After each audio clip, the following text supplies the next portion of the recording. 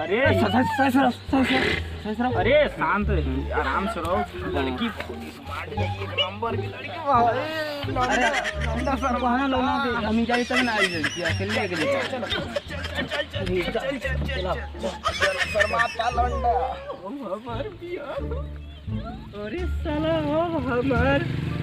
अब हमार इतनी हुई, अब हमार बियाह हुई। अरे साला ये मरमू देख भाई ये लड़की है। बोल का खासियत बात हो रही? हमरे में खासियत ई बा, हम रोज 10 जने के दे दी। का दे ले रही? नौकरी काम। तब बिजनेस के बारे में बता। अब जन गबुआ में होटल बा, हां ओइ हम मैनेजर होई। चल साला ओकर मैनेजर को हम। अरे हमार बतिया नहीं रो रे सुननी। वो होटलवा के जो भेस एरिया में पिंचरिया के दुकानिया बनो ओइ जा। चल ओकर मैनेजर त हमार लड़की है। अरे होटलवा पिंचरिया के जोन बिचवा में उ बेस के दुकानिया बा, ओकरा गोठेल वाले गेला उ हमार हो। चल ओकर त हमार भतीजा। उमेश के जवन हउ दुकानिया ठेलवा लगल बा, ओ के सुपर। चल साला ओकर सुपर त हमार लौंडा बा। अरे महाराज उमेश के दुकानिया से जवन रास्ता बा सीधे जोन खुजवा में होता दुलारी फुफा के मरैया दुकानिया जो बेगम हमार हो। पापा उनके ये लेकर जाए जो दिन में 10 लाख। अरे बैठ हमार जान इतना उतावले मत हो, उतावली मत हो।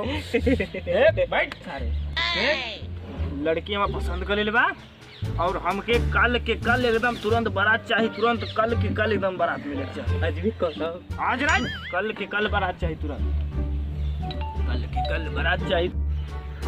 जाते नहीं रहोगे? हाँ चल हमारे जान चल साला कल के कल बारात लेके ये दुआ सब लड़की ले जाओ। अरे भाई एकदम चकाचक गानिया आ जाए। अरे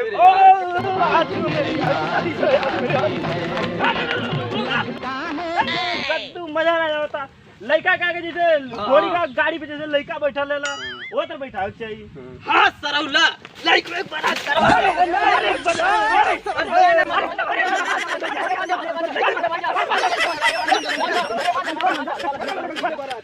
क्या नहीं करो मान जा लाइक में बारात करवा। अरे मान जा आजा लाइक में बारात करवाई हो। आज कौन बात है? ठीक हमार लाइक में बारात करवाई हो। दुल्हारी सियागल भाई शांति चल आज शादी है।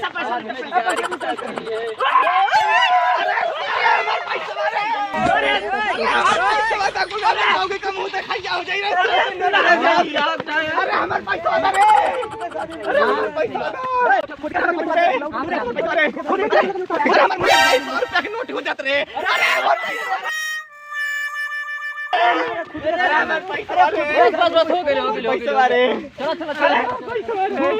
खुद के बारात पैसा दुल्हा यार, खुद के बारात पैसा सारा हमार पैसा।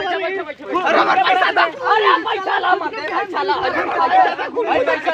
बारात में पैसा लूटे वाला खुद के बारात मेरी यार की साथ, खुद के बारात में पैसा चल यार के साथ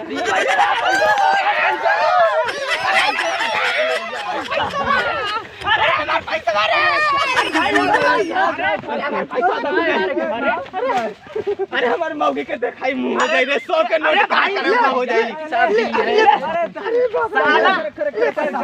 साला गरीब भिखारी खुद के बारात में पैसा लूटे वाला दूल्हा पहले मौगी के देखाई मुंह हो जाए।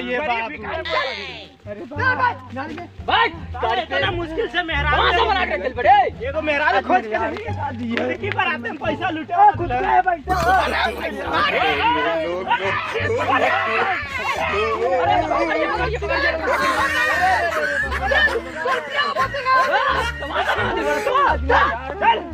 भाई बना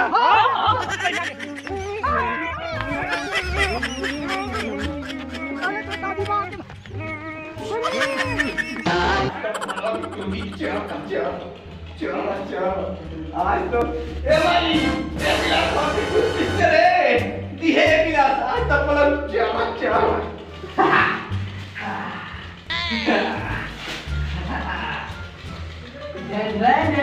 अरे साले